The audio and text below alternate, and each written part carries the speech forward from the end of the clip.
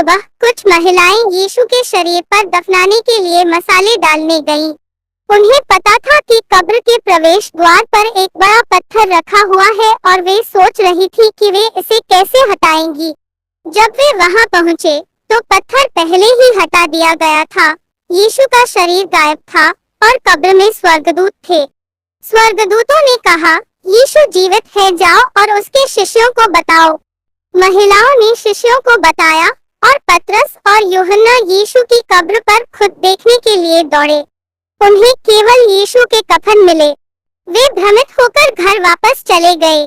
बाद में शिष्य एक कमरे में इकट्ठे हुए। वे जो कुछ हुआ था उसके बारे में बात कर रहे थे। तभी यीशु उनके सामने प्रकट हुए। वे डर गए। उन्हें लगा कि वह कोई भूत है। चिंता मत करो, यीशु ने कहा, मेरे हाथ और पैर देखो, यह मैं हूँ, मुझे छुओ, आगे बढ़ो। तुम भूत को नहीं छू सकते और भूत भी नहीं खाते, लेकिन मुझे बहुत भूख लग रही है, इसलिए उसने कुछ मछलियाँ खाई। फिर उसने उन्हें सिखाया।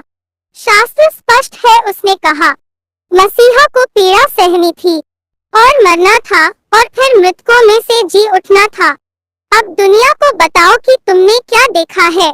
सभी को पता चले कि अगर वे परमेश्वर की ओर मुड़े तो उनके पाप क्षमा हो सकते हैं। यह मेरे द्वारा किए गए कार्यों के कारण संभव हुआ है। यह घटना ईसाई धर्म में एक महत्वपूर्ण स्थान रखती है, क्योंकि यह दर्शाती है कि यीशु ने मृत्यु पर विजय प्राप्त की और यह साबित किया कि वे वास्तव में परमेश्वर के पुत्र हैं। इस पुनरुत्थान का संदेश यह है कि मसीहा को पीड़ा सहनी पड़ी, लेकिन अंततः वह मृतकों में से जी उठा।